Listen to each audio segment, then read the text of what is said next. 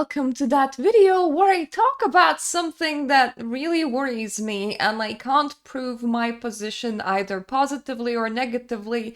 I've spent quite a lot of time digging through revenue streams and the estimation to what amount of money Infinity Nikki even takes to run. And suffice it to say, I don't think that it's gonna end of service anytime soon, mainly because they obviously have 2.0 prepared already, which kind of logic dictates that they're definitely gonna at least launch a 2.0. But I don't think that Infinity Nikki is functioning in positive revenues, and this does concern me. And I think that a lot of the things that we had seen throughout its lifespan, starting from 1.5, with the whole die system being very expensive, and them trying to do 11-piece outfits, and them over monetizing the store by raising the prices over time, I think that it is all related to the fact that they can't actually extract enough money from this game. And I'm actually wondering if they built the game on the wrong engine to begin with. Unreal Engine 5 is a lot harder to develop on than the easier engines that they could have selected for themselves. And if they developed the game for too long with a development team that's too large, and whether that development team is still being too large for the game's upkeep and the upcoming updates, and is that why we're seeing a slip in quality with translation outside of English being done with AI and with AI art now showing up and creeping into the game? It's a legitimate worry for me because it seems that their project has really ballooned and that they don't really know how to keep it going, despite the fact that if you look at revenues, that's Steam charts, that's Google searches, I have a lot of tabs open.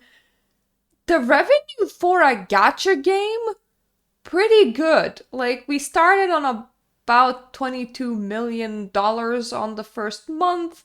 Then it dropped all the way to 3 million at its worst, which was right after patch 1.5 at 1.6 that hasn't addressed anything. And now we're back at 9.7 million. And if you look at posts like how much revenue is good revenue for a gacha game in your opinion, and the largest revenue gacha game that got shut down that was still pulling a lot of money was pulling $400,000 per month at the time. However, we have the very unique pressure in here of most gacha games are effectively small mobile games. This was a large-sized project. Probably a project that was way too large for what it was supposed to be. And when you invest that much people into it, that you're still continuing to employ on this project, and when you develop it for so many years, it was developed as if it could actually compete with Genshin Impact, which it's not Genshin Impact. It won't be able to. It overshot itself before it even released. Arguably, it overshot so bad that even with the revenue of the first month, it wasn't really paying back its development costs anywhere fast enough. I'm not the first one to launch these kind of worries, and the worries that got launched here, they're from 4 months ago by this point, but other people have noticed too. Like this whole post that goes, we're all upset about something with the new update changes. We can also all agree that the devs have gotten insanely greedy lately. However, I've been thinking about Infold's desperate pivot and wondering if this game's financial needs to run, maintain for exceeded their expectations, and now it's an albatross around Infold's neck.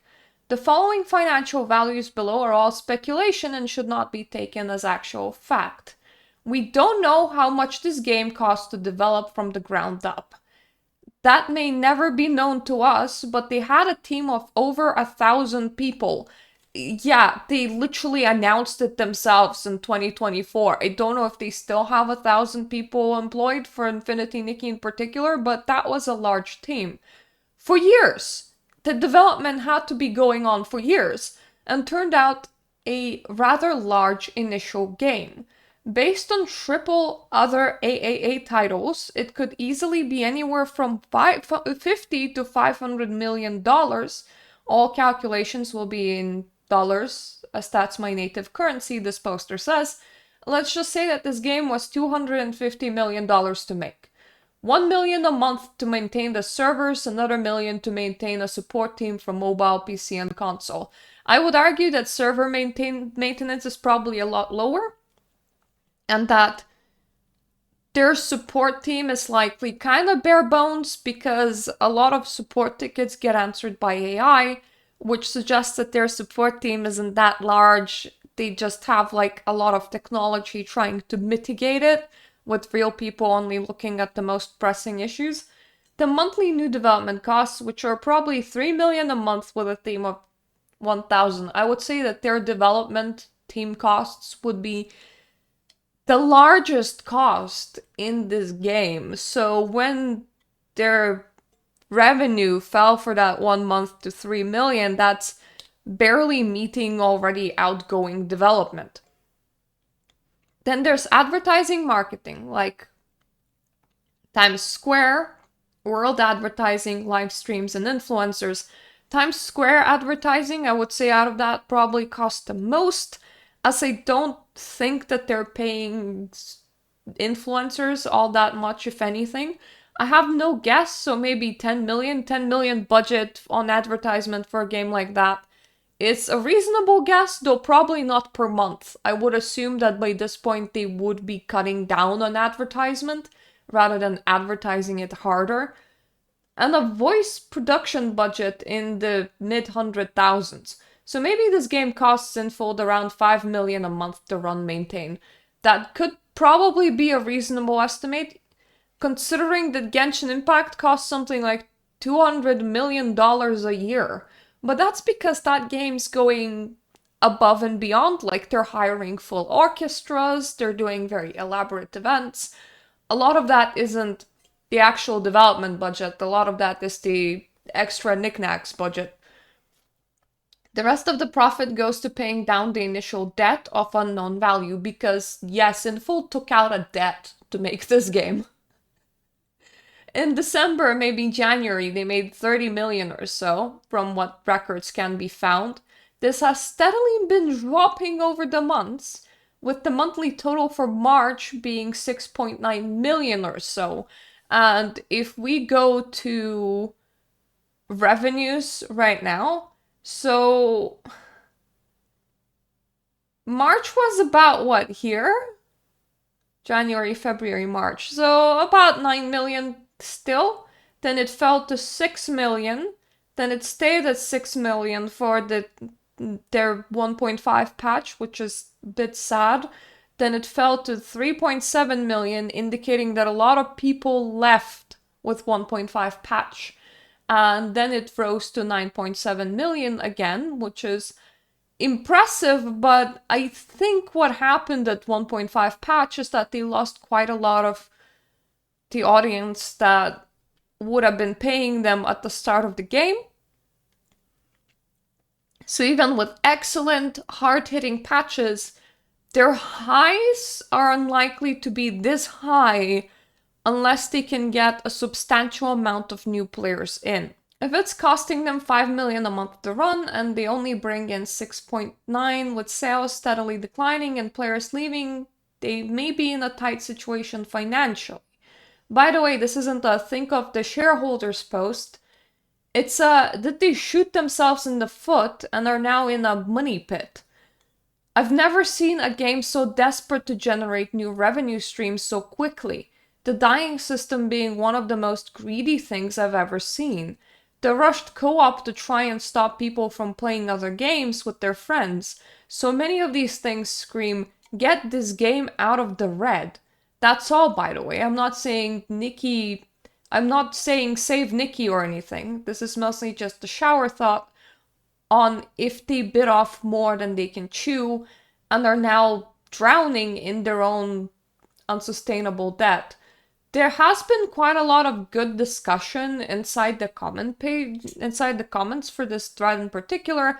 I'm gonna link it in the description down below so that people can read. Chances are their monetization approach is also kind of bad and wrong. Like, it's easier to whale in games like Genshin Impact because you can buy the same character up to 6 times and then also get a weapon to evolve for them. So while those spenders, free-to-play players, will be saving to get one character that they in particularly want, and because that character doesn't really get extra, like, I don't know, effects and pretty things or something that would indicate that somebody has like 6 times that character rather than once that character. People don't feel bad that whales are buying the same character 6 times over. They are just happy to have that character. And think that a singular character in Genshin Impact, similar to Nikki, can cost up to $400 if you're buying it upright. Most people don't. Most people save up their free currency. But this is assuming that you hit like 180 max pity. Doesn't happen for most people. Pity is a lot more strict in Infinity Nikki, where it's harder to hit. Like, well, rather, it's easier to hit the max pity, but like harder to get your stuff faster. But assume that a whale can spend 6 times $400 plus a weapon. So they can be spending thousands in a patch cycle. While Infinity Nikki whales can spend up to full evolution of that piece of clothes. And I suppose them adding a very greedy dye system is their way of going whale harder, please. But unlike when you're getting a character who only really increases in strength, and you don't really need that increase in strength, when you get that character 6 times over because you can like invest in their constellations. In Infinity Nikki, there's a whole visual progression, and that is what people really care about. So you have a lot more low and free spenders that will feel bad. They will feel bad if they're not getting the full outfit. But your high spenders can't really, they can't find a place to spend more money than they're already spending. Therefore, you want the expenditure to be more even, where like low spenders are brought up higher and like high spenders stay high. But you can't really do that because people that don't have money are not gonna magically have more money. Dolphins are still gonna dolphin. They're still only gonna put in maybe $15, between $5 and $15 a month, depending if they're getting Battle Pass or Battle Pass and monthly or just monthly,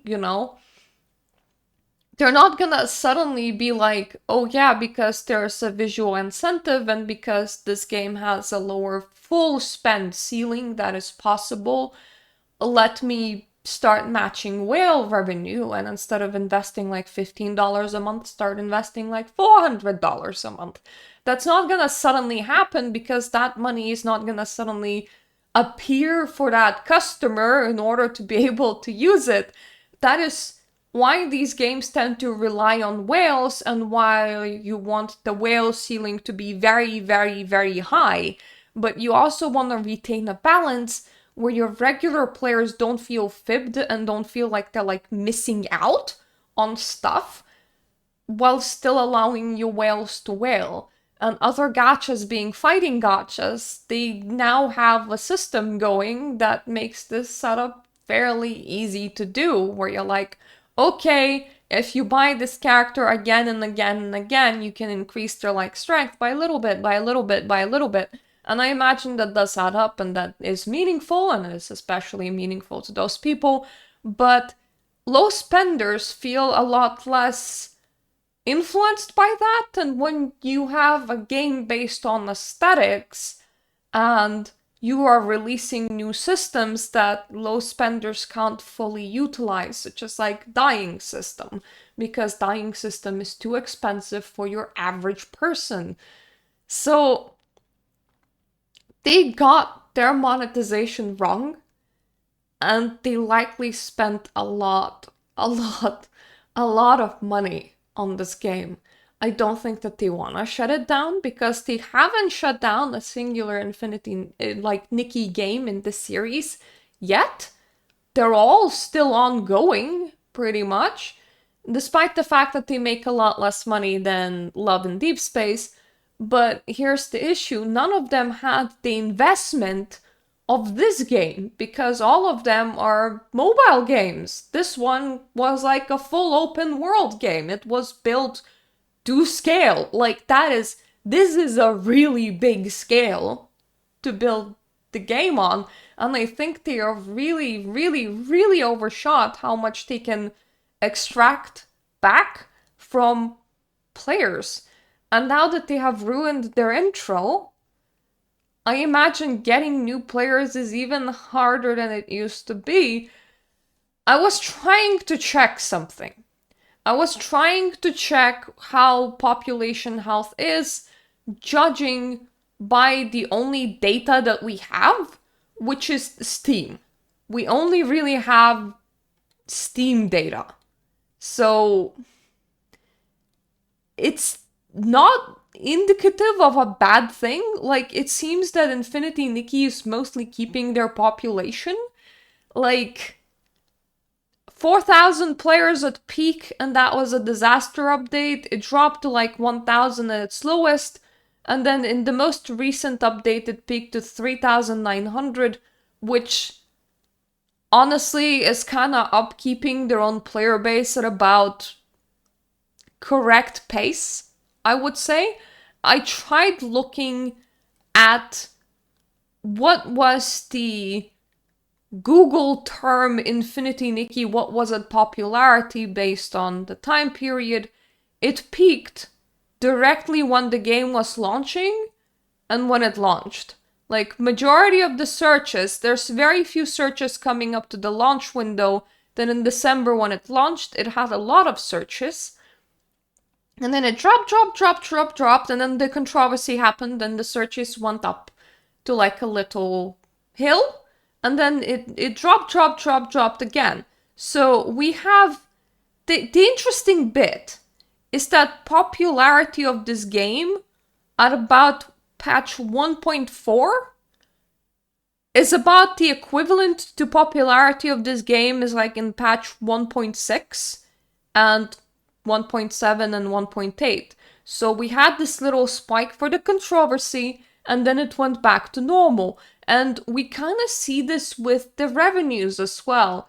You have revenue that was steadily declining, and then it kind of evened out, and then the disaster patch struck, and then the next patch we drop all the way down, and then we raise back up to maybe patch 1.3, about there, and that's where we currently are. So it's not that 1.5 was a disaster in itself that caused the whole thing. Like, it caused a visible slump, but the game was never doing all that well to begin with. It did really well for its full month, but really well is subjective. And you could say that, well, 9.7 million a month is really big for a gacha game, and I agree. But what worries me is the scale that they built this up to.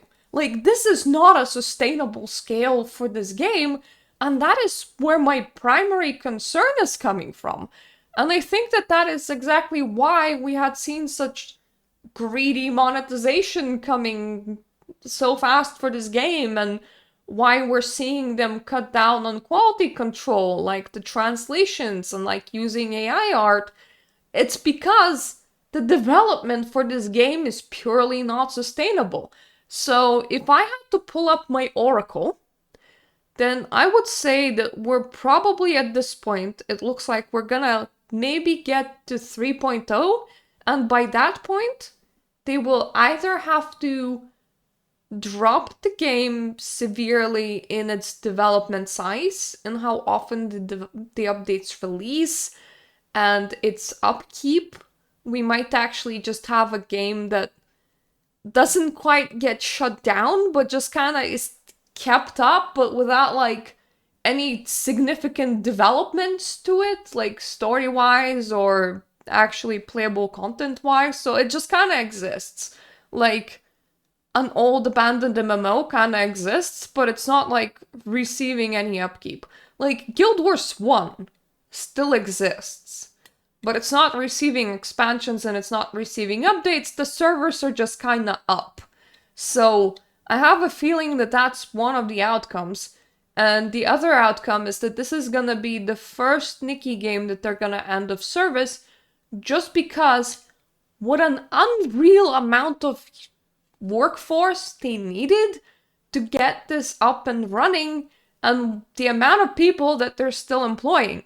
And I have a feeling that because they took out loans to make this happen, a different company might try to come in and dictate what they should and shouldn't do with the game first before that even happens, to save it from end of service, because that loan still needs to be repaid. So if the company is being incompetent and it's not getting that money back, then the company that loaned that money might want to step in, or shareholders might want to step in and go, there has to be someone that's more competent that could take over the leadership position, that could steer this boat into clearer waters. So I do believe that they're probably going to try and salvage this for quite a while. But long term, currently, I don't have the confidence in this game going the way that it's going right now, mainly because this game was built on expensive technology with enough manpower to be trying to build a AAA title that would appeal to a very large amount of people, while in reality they were more building more of a niche audience game. Like fashion games aimed at women don't tend to have the same appeal and the same sales power as something like, for example, Doom does, as something that a fighting game would, as something that something like Genshin Impact would. You are appealing to a very specific market, but it doesn't seem like they realized what they're building for. And then also, once again, I don't think that they're monetizing it correctly, because the way that they monetize, they do make low spenders feel bad for not being able to keep up with whales, which is already not good, and other gachas have that balance better. But also, whales really do have a hard ceiling for how much whaling they can do in this game. And if you're gonna be relying on whales to fund you, that makes no sense. It's the way that I can put this. So, how do you think Kinfold could dig themselves out of a hole? Do you think that they're in a hole? It can't be the thoughts that only I am having, because, I mean, there is a thread on this man from 4 months ago. I am not the first person to think that they're in the shit, money-wise. And I do find this concerning. I do find this concerning for the longevity and quality of this game, because I feel like it's gonna drop either longevity or the quality bit, and we're already seeing it dropping the quality bit. There is a chance that it will just drop both over time. If you guys have brilliant ideas. If you disagree with me on Infinity Nikki going towards end of service slowly at this point, if you think that its revenue can skyrocket, if you think that maybe their upkeep isn't as expensive as people are estimating it to be, or if you think you have a solution for how the company could right this ship and what would help in the current situation, please leave a comment down below.